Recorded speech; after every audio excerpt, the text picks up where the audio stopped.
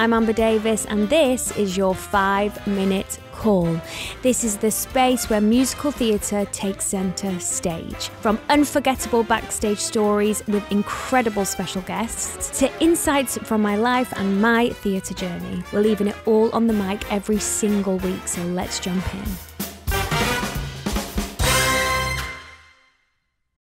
This week on the podcast, we have a very, very dear friend of mine. We did our West End debuts together, and she is literally the pop star of everything. It's the amazing Louise Redknapp.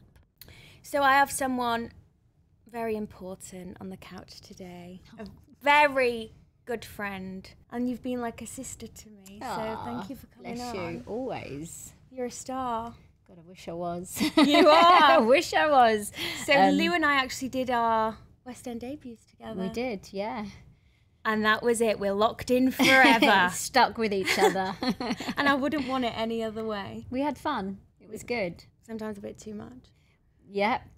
Too much fun. But it was a fun time. For me, it was the first sort of theatre job I'd ever done. It wasn't my world. It was a whole new learning experience for me. And I'm glad we did that together.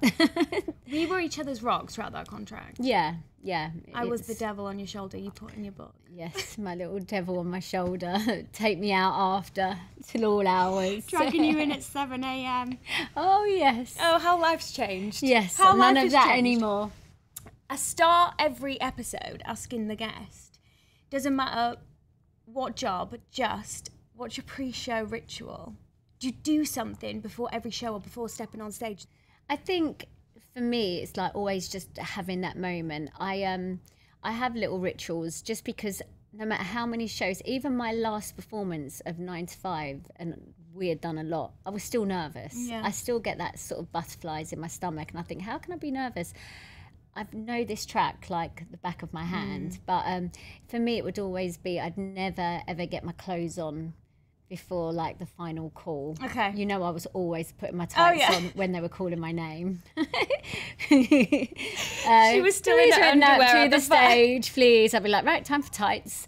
So yeah, I think that just become a little thing. So like get ready as last minute Yeah. as you possibly could. Yeah, I think if you do that and you have a good show, in your mind it's like, oh, it's because you've done that. Yeah. So you carry on doing that. Yeah. It's like I have a pair of knickers that I wore for week 1 of Dancing on Ice, and I will only wear that pair now because I think they're my lucky knickers. Yeah. You Yeah, know, it's stupid weird. little things. Little things like But you that. need to hang things on positivity and anything that's going to give you the extra step or the extra mindset that you've got this, you know, that you can get out and do this. Yeah. I think you've got to do whatever makes it like work for you. Exactly. So take me back. I've done some research, right? I've done some digging. And you had a scholarship to Italia Conti at the age of 11. Yes. Yeah. Okay, didn't know that at all. Yeah, so I went to normal school, very normal parents. I didn't even really know that stage schools existed. I just loved music, singing and dancing. And my music teacher at my little school in Eltham said to me and my mum, why do you not think about sending Louise to a stage school? And my mum was like, look, I could never afford to send her anywhere. You know, it's hard enough to get the money together for her to get the bus to this school, you know, like I wasn't from a family that had those sort of things in life. So my headmistress and my dance teacher both together just said, you know, we're going to put her forward for an ILEA scholarship. She needs to prepare 2 songs. She'll need to do a ballet class, tap class, read a poem, do, you know, and some acting stuff. I was 10. Well, I was 10 when I did the audition. Oh, wow. And all I remember, Amber, is getting up to Italia Conti in the Barbican. Never, bearing in mind my only sort of dancing and singing experience was either school or in the church hall. Yeah.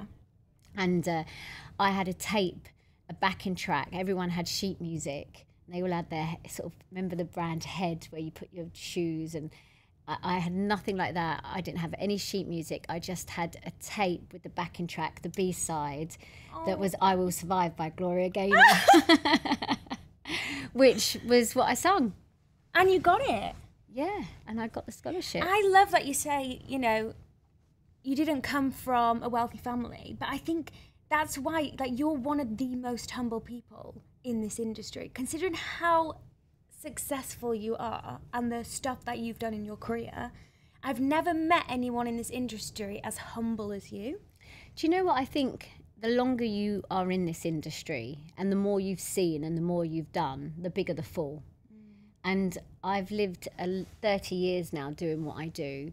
And there's been some incredible moments where I've got to play in front of 150,000 people in South Africa and support Sting for the first apartheid concert, just which casual. Blows your mind. Yeah.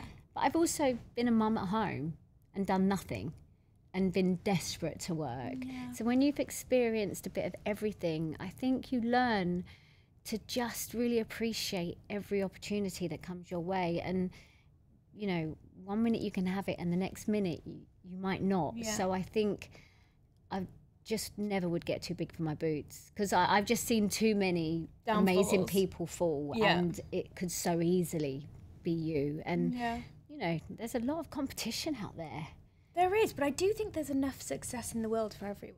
Absolutely. I think to work hard, self-belief, which isn't always easy to have. Yeah. And be kind. Like everybody loves you. Everyone you meet, they want to work with you again. Do you know, I would never walk into a room and not treat everybody the same, whether it was the person that opened the door for me or the person that was the boss. Yeah. You know, they'll only ever get the same Louise, like heart on your sleeve. And that's just, but I think I'd be like that regardless in life. I think it's just upbringing, your mum, you know. Yeah, and just, you know, you just appreciate everyone, right? Yeah. But I think you were really successful from such a young age. Like, I love that you've kept your feet on the ground, considering, so Eternal, 15 years old, right? Yeah.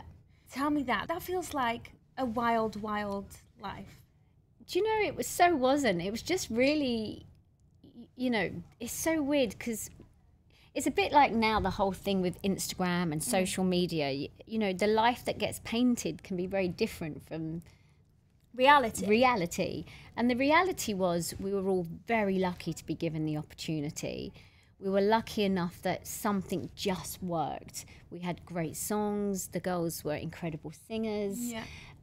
It just great timing. It just was a band that everybody seemed to want.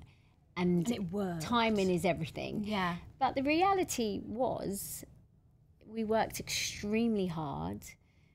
It wasn't always easy. We were away for such long periods of time. Like that young as well. Really young, extremely lonely. And yeah, it wasn't all parties, and you know, there was it's like anybody that works really hard, if you really delved into it, they give up no matter what their job, whether they're running successful offices or, you know, businesses, you give up a lot of your time to, you know, you miss birthdays when you're young, and you miss parties and New Year's Eves because you're somewhere that looks amazing, but actually there's a big part of you that just really wants to be at home and be with your mates when you're like 19 years of age.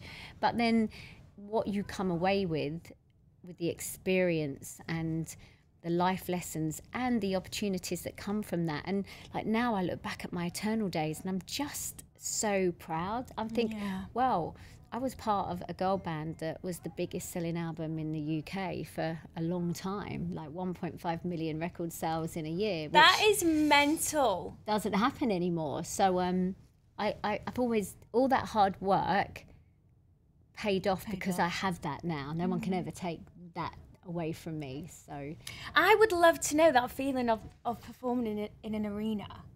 Like, what? How did that feel? Yeah, do you know what? I always think bigger audiences are easier than smaller audiences, because the bigger the audience, it's just a mass of people and sound. Smaller audiences, you can see faces, you can see people you know. It's much more intimate. You know, it's much less forgiving. If you're in a big arena, like, you can only hear, it's just boomy and it's loud, and you've normally got a lot of backup. But when it's just you on a stage, that like wave of energy. Would you be on a high for like days? It's the best feeling in the world. I mean, it's why we do what we do, right? Yeah. It's the thing that makes me most happy. Yeah. You know, all those endorphins. We used to say, like, when we were doing 9 to 5, or whenever I'm on stage, whether it be in a West End show or I'm, you know, performing as a singer, it's that small moment that I think about nothing else. And when you're an overthinker, you're always thinking about something, normally not good, you know, negative. But being on stage is the 10 minutes or the hour that actually nothing else comes into your mind other than pure love for what you do. So I love that. You know that. I you know. have that. I know. And I like that we, as performers, we can change. We have the power to change someone else's like mood, or we have the power to create emotion for somebody else. 100%. There's nothing more rewarding. I know when I go and watch an artist or I go and watch a show, I have to feel something. And the two emotions that normally sort of hit me is I feel just such joy at someone's talent and the music or they move me so much that I feel actually quite emotional. Like, I never forget watching Dreamgirls for the first time, and I was having a tear, you know, in the interval on the sort of last song of the first half. I thought, wow, that doesn't happen very much when you go to the theatre.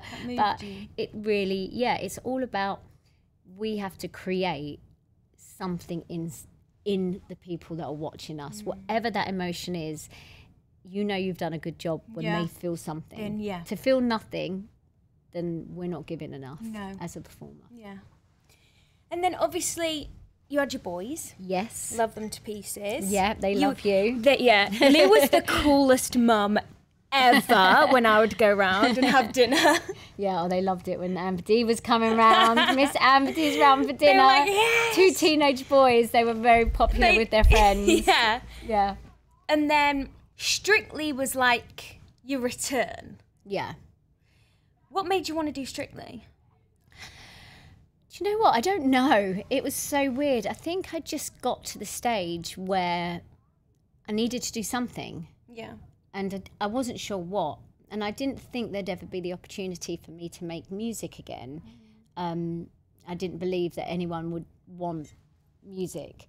And I think Strictly was just, I think more than anything, it was just something for me to get my teeth into a little bit and have a purpose other than the boys. I know that sounds crazy. It was so nice just to have somewhere to be. Yeah, like a schedule. Yeah, which was all I'd been used to for such a big part of my life. To actually go, I've got to be somewhere at 10 o'clock and I've got to switch it on and I've got to deliver. And, you know, they were all kind of like relearning a skill all over again. And it was good for me for that. It was because it reminded me how much I thrive on the job I do. It gives me my confidence. Without that, I'm not so confident. I always think what's meant for you won't pass you by. I think that was absolutely meant to happen for you because it like ignited something to be like, I'm going to go full steam ahead with this now. And weirdly, I know it was dancing, but it just made me want to sing again. Because every week it was incredible songs, incredible music. I was dancing to an incredible band. So even though I was dancing, it made me desperate to sing again and to make music. So it kind of ignited that. I don't know how I'm going to do this, but I really want to. I'm doing it. Yeah, I've got to find a way. Yeah. When there's a will, there's a way. And if anyone's going to do it, it's going to be you. I'm most probably feistier than what people know. Oh, you are. You're amazing. I'm more ambitious than what people... I think because I'm quite quiet in quiet. But, you know, like, I'm not somebody that will push myself to the front. I sort of just sit back a little bit. But and you know exactly what you're doing. It's like what happened with the whole agent thing with me when I couldn't find PR. I knew who to call. Yeah. If anybody knows this industry, it's you. Do you know, I've just been here a long time, and over the years, you make mistakes. So you learn and you share that knowledge with other people. But I just remember as well, like when we did 9 to 5, I remember a couple of stories coming out about me, and you were just like, you didn't make me feel bad about myself. You were just like, these things happen. Yeah, you've got to let them go. Straight over the head. Yeah, and I think I always remembered saying to you, they're a really big deal. Yeah. But to other people, they're a small bit of entertainment for 20 minutes of their day or 5 minutes while they're reading the story, and then they've forgotten it. So it's easier said than done, and I don't always practice what I preach at all, but I was like, you kind of got to let it go and just, your truth. And and your family and your friends. Family, and, it's just just ride with it. Yeah. Now it's time for a quick interval. Go and powder your noses, and we'll see you in 2. So what moment did you think, I want to do a musical? I want to be in a musical. Do you know, I'd always loved musical theatre. I went to stage school. So when you go to stage school, you don't think I'm going to be a pop star. Yeah. You kind of go into stage school with the view of, I want to be in Cats. Yeah. You know, I want to be an Annie. I just visioned you with a cat leotard on and everything. Oh, yeah, I loved a pair of leg warmers. I mean, I was all over it. Seriously, tap shoes. Everything. I had it all, yeah. I was living my best life at stage school. And you did cabaret first with Bill. Cabaret first. And do you know, cabaret was good for me because Bill, he put me through my paces. I think he had situations before where sort of using a sort of name might not always work. And I think he was like, right, if I'm going to get her to do this, I need to know she can. And yeah, it wasn't just handed to me. I mean, I think I went in and sung 3 or 4 times for him. And then it was Rufus Norris from down at National Theatre. So I had to go and act with him. And, you know, they really put me through it. I like that, though. That's good. That's a good knowledge for people. Like, I think I was talking on the other episode with Lucy Jones, and I said, it isn't handed to us. I think people think that, and I definitely experienced that within my first West End experience. I felt like some people within certain casts felt I didn't have the right to be there. Which is untrue. But actually, yeah, had worked really hard, but just those opportunities hadn't been something that had been pursued. And it wasn't that I hadn't worked hard and didn't deserve those opportunities. And like I said, on Cabaret, I really had to earn that role. And well, Sally's a hard tribe. Really hard. And I think they knew that, and I knew that I didn't want to do it if they felt I couldn't. I had to trust in their judgment that I could get out and pull this off. And I did, and it was amazing and a real learning curve. That was the foot in the door. Yeah, it was just opened up some doors. And then actually Richard from ATG come down and watched Cabaret. Okay. And actually said to me, I've got something I think you might be interested in. At the moment, it's just an idea. So we don't have funding, we don't have anything in place, but would you be interested? And we were like, yeah, that would be amazing. So kind of I was attached to 9 to 5 from day one. I like that. I feel like when I look back, I just love that we both did our debuts together. That is so special. I know. That's literally so special. I always remember like reading about you in the press, knowing who you were, thinking, oh my God, is she going to like me? I'm a Love Island girl, you know. And you were just so kind to me. Do you know, for me, going into 9 to 5 was huge. It was, you know, it really took me a while to get it. I was by no means good. It was a really strange time in my life. There was a huge script and a huge track to learn. And though playing Sally Bowles in Cabaret was a big part, there wasn't that much to do. And you were originating. There was a lot more going on. I wasn't the driver of the show, weirdly. It was more MC, and I had some big songs, but there was limited, you know, scripted dialogue that was in and out. I had a time off stage where in 9 to 5 I was never really off the stage. And it took me, you know, I'm not ashamed to say it took me a while to get it under my belt. And you know, I really was put through my paces, and there were days that I thought, I just can't do this. I don't think but, you know, I had a great team around me. I had people that were there constantly going, you've got this, you've got this. I think also, you know, I was going through a lot at the time. It kind of it doesn't always lend itself to being able to learn a massive script and put yourself out there. But I have to say 9 to 5 is most probably one of the biggest things for me I've achieved, because I remember starting that show not really being as good as I should have been, and finishing it as the best version of yourself, knowing that I smashed it. You did. But it took me a while to get there. And I learnt a huge amount, and people were very patient, and for that I'm really grateful. Yeah, and I think it's important for people to know, like, opening night, the work starts there. You evolve throughout a contract. Yeah. And especially you had so much going on. I do think the whole contract was a blessing in disguise, because number one, it was a huge distraction for you, and two, you had all this time to build on Violet. Yeah, I made her my own, and Yeah, I wanted you her to be a did. bit sassy and sexy as well, and not sort of cheesy. I wanted her to still have an element of cool and Yeah. in charge. And it took me a little bit of time to find her, but I always remember, like, when the director, he come down and saw it a few months in, and I was really proud when he was like, You smashed it. smashed it. And I worked hard to get there. Yeah. It wasn't, you guys were all so smooth and you all knew your lines and you were all so together. And I was like, oh my God, this is so difficult. It's such a new world for me. I'm normally just singing a few songs. It's like, wow. Like, you were carrying the whole show with this script. It was a lot, but... And it was so funny, right? Because I remember, we got close really quickly. Yeah. And it was like I could read Lou's face. So we'd be in the middle of a scene and I could just see your eyes were kind of telling me, I don't know what's what's my coming next line? There was always one scene in 9 to 5 that for the life of me, I mucked it up so many times, the lift scene. And you know what? I've now coming out of it and doing other shows, I realised why, and I've learned to not do this. It was the only time on the show I realised as an actress, I respond to someone acting towards me. Yeah, like a reaction. When me and you were acting together, it would be a very natural dialogue because I'd be responding to your line, which would prompt my line. But that elevator lift, we just looked out front. Oh, yeah. So I felt like I had nothing to respond to. And then I get sidelined by looking at someone in the audience and thinking something random and thinking, oh no.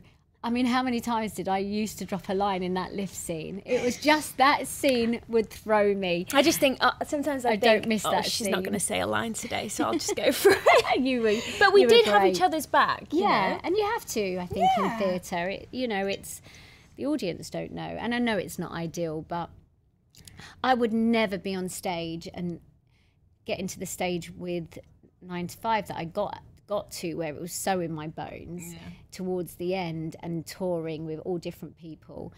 Yeah, I knew the show well enough that I could pick up for somebody. Yeah. I could move the show in the direction it needed to go to Yeah. if we had an understudy on or somebody that hadn't done it before. And I think it's important to give other people on stage with you the confidence. Yeah. Because when someone gives you the confidence, you become better. It's when you lose your confidence, it gets harder and harder. Yeah. So I Well, they think say you're only as good as the person standing next to you. I would always back up whoever it was Yeah, with. I'd safety always net. be there. Yeah, because I know I'm going to get the best from them. Exactly. I'm like that on stage, actually, when I'm singing. I always find it really important to have a really supportive band. And the girls, the BV girls that I sing with, I mean, who are all beyond talented, but they can just tell if I look at them, if I'm struggling with my sound or I Yeah. need them to pick up something. It's just no question. Yeah. And vice versa, if one of them drop a line or a note. Yeah. Now, I'd love to know, because obviously you're like ridiculously successful and you've had an absolute crazy life. What has been a highlight? God, I think, do you know, I think actually coming back with music for me is, This new album. yeah, I think having the opportunity to make Heavy Love, which you were there while I I was was. recording that album. If somebody had said to me 10 years ago, oh, you'll come back and make a new album, I don't think I would have believed them. So it might be in a different way and it might be in a different space, but just getting the opportunity and running with it and doing it again, I think that's been a big highlight for me. Good. And it's like sitting down, being creative, you are so creative. And I just love that we're getting an evolved and different version of you with your music. Yeah, and I think my next step is actually I really would like to produce theatre and be involved in the West End, but on a different level. I think with our company and buying up some different books and movie rights, and I think my next step is definitely to produce and do new things. I would flipping love that. I'm quite passionate that theatre's opened up to everybody. I think at the moment it's still quite a tough thing for everybody to go and see. I think if you don't have the money, I think theatre shows aren't always put on for maybe a younger audience unless you're sort of into theatre and you go to stage school. My kids would never want to go to the theatre. No. So I feel that there needs to be more shows and more things open that my 15-year-old will go, actually, I'd really like to go and see that. I love that film. Yeah. Or like at the moment, I feel that everything is kind of very one-laned. It's for a very specific type of human being. Yeah. And somebody that wants to go to stage school. Kids love singing and dancing. Well, actually, I think theatre should be opened up to just a great night out. And I think it should be more affordable. Definitely I more think affordable. there should be different types of theatre. And I do feel like that's happening a little bit more. And there's been a lot, you know, like different shows that have come out. And I think they've proved to be massively successful. So it shows that there is a hunger and a want for There it. is. I think we just need more of it. I'm so excited for you. Yeah. I need you to follow through with this idea. I need you to, please. I will do. And then employ me. Please. How could I not? You'd be my boss. I know how hard you work, so believe you me, I would employ you. I've never known anyone so hard working. Like, you're right, when someone comes out of something like Love Island and you think, oh, I wonder, you know, how they're going to be. And I mean, your work ethic is beyond. You deserve every bit of success you get. You really do. And I'll cry. that's on top of your talent. So you can be Thank you. talented. There's a lot of talented human beings out there, but they don't have the work ethic. Aww. But you do. So you deserve you. everything. Love you. I have a question from the public here. Yeah. What's your advice for anyone who wants to follow their dreams in either music or theatre? Because we know it's hard. It's so hard. And I mean, I'm still looking for that advice half the time myself. I do think it is just perseverance. It's just not giving up. And I know that sounds a bit cliche, but we see people all the time, people that have been in this industry for years and years, and then out of the blue, they get their break. Something turns around, something happens. I think it's carrying on believing, don't lose the love for it, no matter how hard and how despondent you might feel.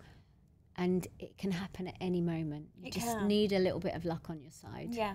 But I do think just keep that fire. Go and see as many shows as you can. Like, to keep that motivation. Keep on going. Don't give up. Keep on learning as well. Like, go to class. Do your research. Like, you can never stop learning, I don't think. And there's going to, especially if it's in theatre, there's always going to be a role that's right for you somewhere. I think what's really hard is to not take things personally when you don't get something.